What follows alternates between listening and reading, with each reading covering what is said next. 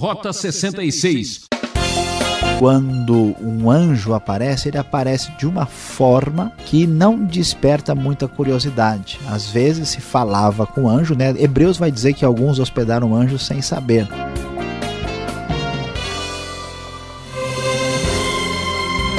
Muito obrigado por nos permitir entrar em sua casa com mais um Rota 66. Seguindo com toda a força no livro de Juízes, vamos para os capítulos 12 e 13. O assunto separado pelo professor Luiz Saião será Problemas Cabeludos e o Nascimento de Sansão. Quem nunca ouviu a fama de Sansão? O homem forte que tinha algumas fraquezas. Pois é, meu amigo, ou nós nos fazemos miseráveis, ou nós nos fazemos fortes. A quantidade de esforço é a mesma. Vamos entender tudo isso a partir de agora. Preste atenção.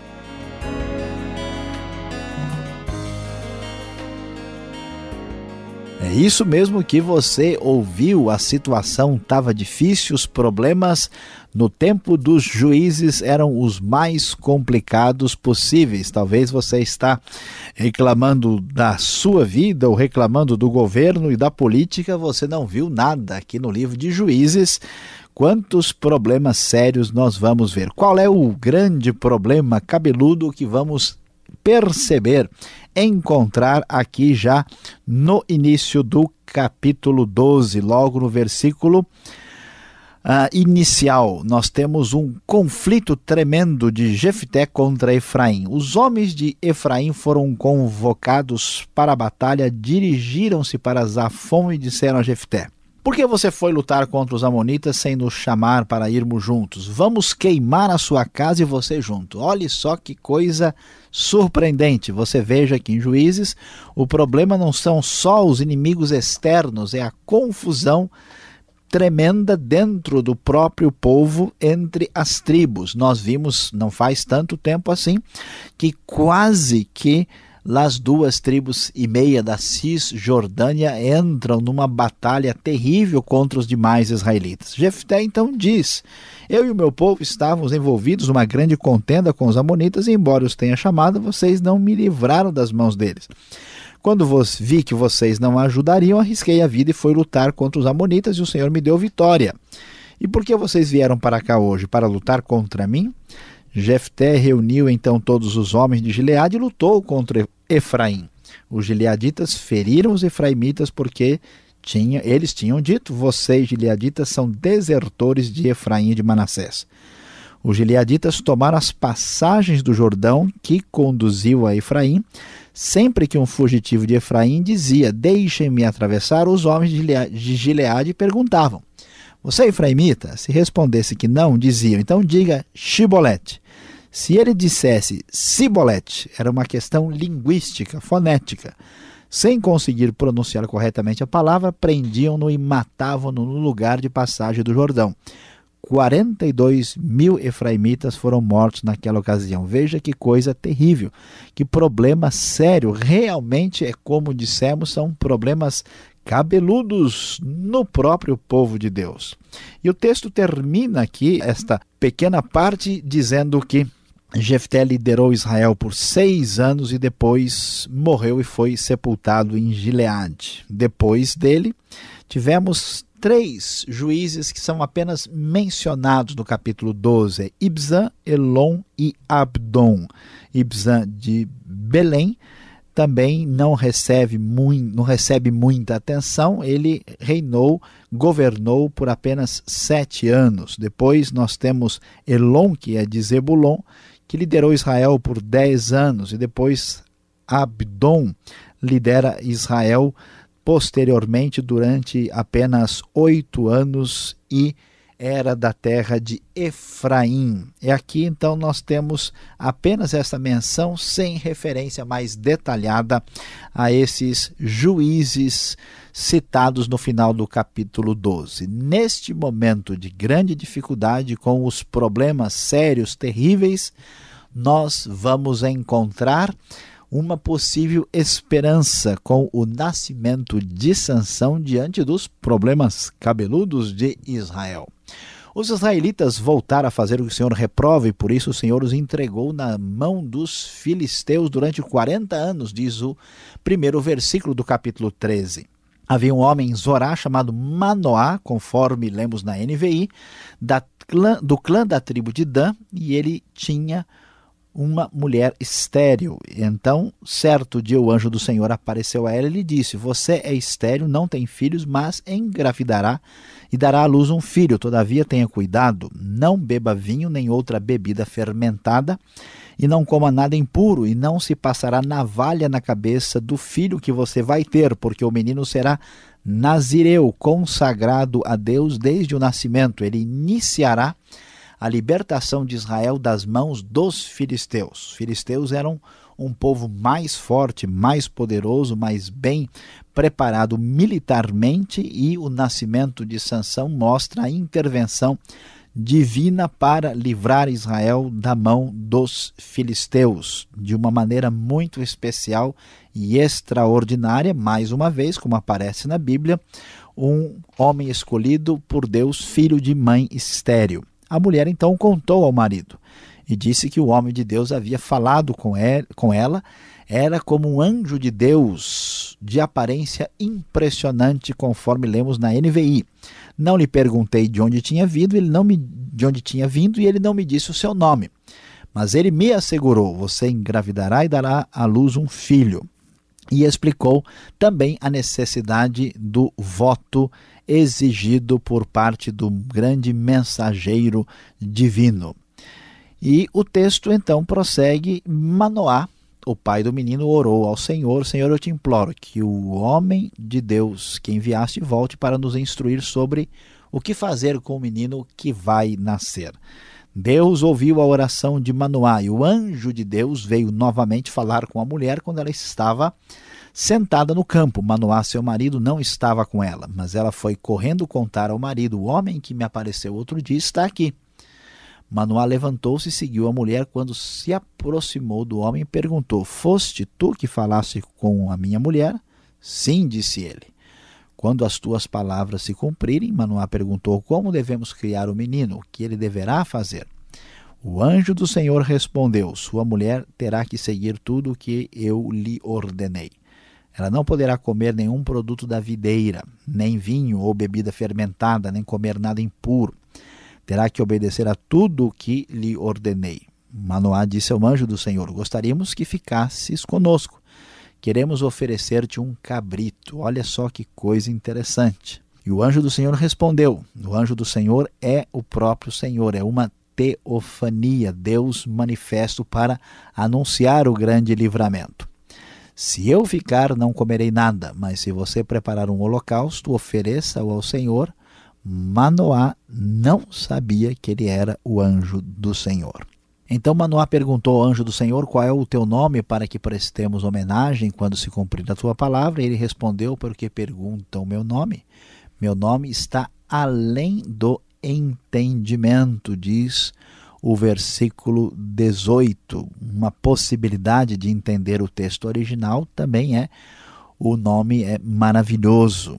Então Manoá apanhou um cabrito e a oferta de cereal e as ofereceu ao Senhor sobre uma rocha. E o Senhor fez algo estranho enquanto Manoá e a sua mulher observavam. Quando a chama do altar subiu ao céu, o anjo do Senhor subiu na chama. Olha só que extraordinário, que especial essa manifestação de Deus, mostrando o elemento além das possibilidades naturais. O anjo do Senhor, a manifestação do próprio Deus, prometendo o nascimento de Sansão em meio a uma confusão tremenda, problemas terríveis no meio do povo, no auge da sua fragilidade, dominados pelos incircuncisos e perversos filisteus. Deus se revela de maneira extraordinária. Quanto mais escura e horrível é a noite, mais brilha a intervenção de Deus na sua bênção salvadora e libertadora. Diante disso, vendo isso, diz o texto, Manoá e sua mulher prostraram-se com o rosto em terra. Como o anjo do Senhor não voltou a manifestar-se a Manoá e a sua mulher, Manoá percebeu que era o anjo do Senhor. Sem dúvida vamos morrer, disse ele à mulher, pois vimos a Deus. Mas a mulher respondeu, se o Senhor tivesse a intenção de nos matar, não teria aceitado o holocausto e a oferta de cereal das nossas mãos. Não nos teria mostrado todas essas coisas e não nos teria revelado o que agora nos revelou. A mulher deu à luz um menino e pôs-lhe o nome de Sansão. Ele cresceu e o Senhor o abençoou. E o Espírito do Senhor começou a agir nele quando se achava em Manaedã, entre Zorá e Estaol. Vamos observar aqui no texto que chegamos num momento de crise muito intenso na vida de Israel. Vamos descobrir que o grande libertador último, Jefté, conseguiu vencer os amonitas, mas mostra uma divisão interna dentro do próprio povo por causa da confusão que houve com os efraimitas. Não se esqueça, 42 mil efraimitas foram mortos, inclusive por razões aqui fonéticas do famoso Shibolete e Sibolete. E as próximas lideranças não fizeram muito. E agora Israel está dividido, Israel está fragilizado, Israel não tem nenhuma força em si mesmo. Os inimigos são os mais fortes e poderosos que jamais eles enfrentaram, que são os filisteus. Eles estão 40 anos na mão dos filisteus e Deus resolve intervir de maneira extraordinária, especial, sobrenatural, anunciando o grande nascimento do poderoso Sansão, um dos homens mais fortes de toda a história, que será usado como grande juiz para batalhar contra os filisteus. É necessário informar que os filisteus são povos indo-europeus com tecnologia bastante mais avançada e vão representar um perigo maior para Israel. Somente com a intervenção especial de Deus, Israel vai ser vitorioso nesse processo. E assim, nós terminamos aqui a nossa reflexão inicial sobre os problemas cabeludos de Israel e o nascimento de Sansão, que, como você sabe, tornou-se muito cabeludo para resolver problemas muito difíceis e complicados.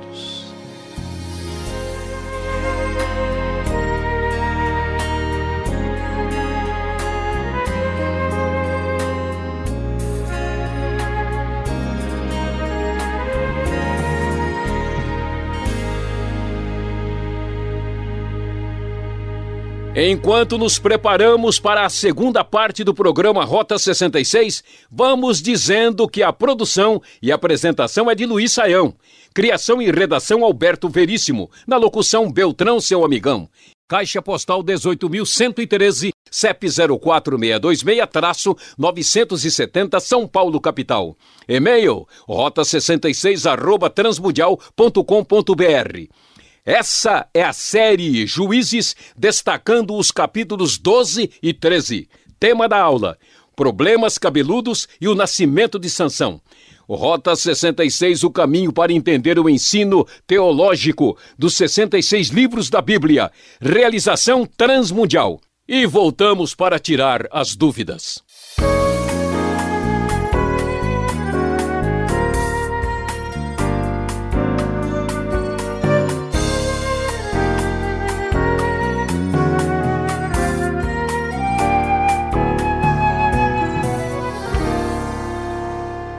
O nosso estudo está começando a ficar quente. Juízes 12 e 13, você está acompanhando e acabou de ouvir aqui a exposição destes capítulos com o professor Luiz Saião. Agora eu tenho as perguntas e a história de Sansão vai dar o que falar.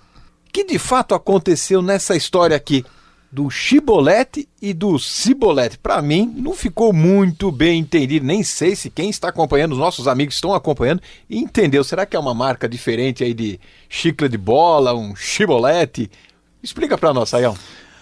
Pois é, pastor Alberto, a questão aqui não é chiclete, não tem nada a ver com goma de mascar, o assunto é Shibolete. É uma curiosidade linguística, isso aqui mostra pra gente que havia uma diferença de pronúncia, o que sugere que essas tribos realmente estão separadas. Acho que dá para a gente entender o que é que está acontecendo. É semelhante ao que acontece, por exemplo, entre a pronúncia de alguém do Rio de Janeiro ou alguém de São Paulo, né? Então, alguém de São Paulo, de alguns estados do sul, falam castanha. Alguém do Rio fala castanha, né? Isso os linguistas chamam de alofonia. Você tem uma mudança de som, né, que não altera o significado. E aqui o que acontece? Havia esse tipo de diferença, né? O efraimita não conseguia falar shibolete, ele falava sibolete, né? O she não fazia parte do seu sistema fonético e fonológico aí. E aí então eles pegavam o sujeito na pronúncia, né? Então fala tal palavra, se ele falava com o sotaque, pronto, ele é de Efraim. Assim como uma pessoa de São Paulo ou do Rio poderia facilmente ser identificada, né, em qualquer lugar do Brasil. Então o problema aqui é linguístico. Então o sotaque denunciou, ele perdeu a vida. É complicado, foi isso que aconteceu. É uma curiosidade muito interessante aqui. Agora a gente vai seguindo em frente, no capítulo 13 a gente vai encontrar de novo uma mulher estéril, Saião. Já veio Sara, veio Rebeca, Raquel e agora de novo este acontecimento estranho. Pois é, tá na hora de a gente fundar uma policlínica aqui para tentar ajudar a maternidade local, né? Mas veja bem, pastor Alberto, o que está acontecendo? A ideia da antiguidade importante, clara, é das pessoas gerarem filhos. E isso, de certa forma, é uma coisa muito fácil de acontecer. Mas para que fique bem claro que o poder pertence a Deus e que isso é feito por Deus e pela sua intervenção, exatamente aquelas pessoas mais importantes da história de Israel ou da libertação de Israel, ou nascem milagrosamente ou são preservadas milagrosamente. Moisés, por exemplo, é preservado milagrosamente depois de ter nascido. Os patriarcas, né, só casam com mulher que tem dificuldade de gerar filhos. E aqui temos no momento mais difícil da história de Israel, e a pessoa escolhida é estéril. Daqui a pouco a gente vai ver, né, a mãe de Samuel, Ana, também não consegue ter filhos. Para que fique bem claro que o poder pertence a Deus e não à iniciativa e o planejamento meramente humano. Interessante, muito bem observado. Agora no capítulo 13, lá no verso 7, o que Deus tem contra a uva, bebida forte, bebida de vinho, né? O que vem a ser este voto do Nazireu? Realmente é interessante. E, aliás, não é só o fato dele falar sobre a bebida, diz que o menino não pode, né? Que ela não deveria nem comer a casca de uva, né? Tem toda uma exigência mais... Um regime dietético aqui. Né? Estabelecido. Veja, por exemplo, no versículo 14, ela não poderá comer nenhum produto da videira, nem vinho ou bebida fermentada, nem comer nada impuro. Então, o que está acontecendo aqui? Veja, é interessante que o sentido do voto nazireu, a gente não tem tanto detalhe com certeza sobre exatamente o seu significado. Há paralelos no Antigo Oriente Próximo, existe uma clara detalhação, ou melhor, detalhamento lá em Números capítulo 6, você que acompanhou o Rota 66 pôde observar, a ideia de algo sagrado ao Senhor, algo que é dedicado ao Senhor. Havia um conceito de sagrado relacionado aos cabelos, né, aos pelos da pessoa, talvez porque isso suja, talvez se contamina, então a maneira de lidar com isso tinha a ver com pureza. E um outro conceito importante relacionado com isso tinha a ver com a uva e o vinho. Por quê? Porque a uva e o vinho são símbolos de alegria, símbolos de festa, de comemoração. Então, quando alguém se dedica, se separa para Deus, essa pessoa está se retraindo dessa situação para uma missão especial. Então, o Nazireu tinha esse perfil, né? É um voto de consagração especial a Deus para uma determinada tarefa. Nesse momento de pouca alegria em Israel, este homem ele é separado, né, Sansão, desde do início, para se dedicar de maneira particularmente especial para Deus, né? Mas nós não temos tantos detalhes. Esse voto aparentemente desapareceu no decurso da história em Israel. Tá certo. Agora, para terminar aqui as nossas perguntas, É estranho, o anjo aparece, acontece um monte de coisas e eles demoram a perceber que aquele anjo, reconhecer que aquela figura que estava lá diante deles era um anjo do Senhor. Não é estranho isso? Pois é, veja bem, se torna até mais difícil de entender porque existem dois conceitos de anjo do Senhor na Bíblia. Um é um anjo mandado de Deus, é uma criatura celestial. Aqui é o anjo do Senhor com letra maiúscula, é o anjo que é o Senhor, é uma teofania. Mas surpreendentemente, muitas vezes quando Deus aparece, ou quando um anjo aparece, ele aparece de uma forma que não desperta muita curiosidade. Às vezes se falava com anjo, né? Hebreus vai dizer que alguns hospedaram anjos sem saber. Então vamos dizer assim, Deus aparece sem dar muito sinal de que é ele. Mas realmente eles assim parecem impressionantes, porque veja o versículo 6, diz que quando ela conta ao marido, ela diz, olha, era como um anjo de Deus de aparência impressionante, mas ela ainda entende que é um homem de Deus, um sujeito, né? Aí talvez especial. E eu tenho a impressão que por causa desse elemento claramente, vamos dizer, de similaridade com o humano, é que leva eles a terem uma espécie de dúvida. Tanto é que eles convidam o anjo para comer um cabrito, participar da festa. Quando o anjo, surpreendentemente, entra, né, no holocausto, na fumaça que sobe ao céu, desaparece de uma maneira extraordinária, aí, vamos dizer, caiu a ficha. E aí o Manoá fica apavorado. Falei, o anjo sobe e a ficha cai. Exatamente, bem pensado. O Manoá fica apavorado. Será que a gente viu a Deus?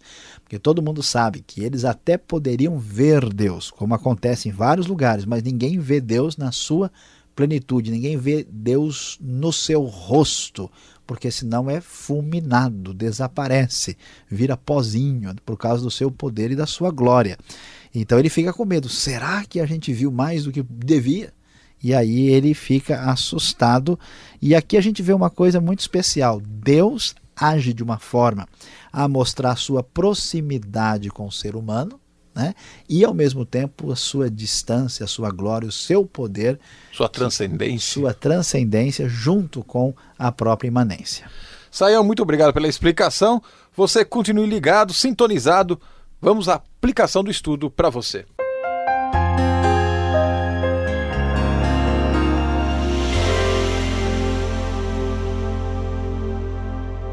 Como estudamos hoje aqui no Rota 66, vimos nos capítulos 12 e 13 do livro de Juízes, problemas cabeludos e o nascimento de Sansão. Qual é a grande lição desse texto tão rico e cheio de informações interessantes para nós? A grande lição, a grande verdade a que deve ser aplicada em nossa vida é que no momento mais difícil da vida, Deus se manifesta de maneira especial.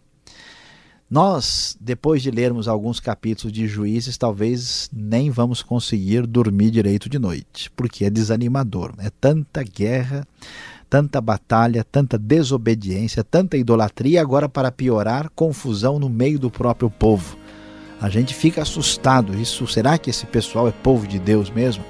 E no momento da maior crise, no momento da maior dificuldade, quando as esperanças desaparecem, Deus entra no cenário, faz a sua obra especial, escolhe um homem que trará libertação contra o inimigo mais difícil e mais duro, que eram os filisteus. Não se esqueça, no momento mais difícil, Deus estará presente de modo especial.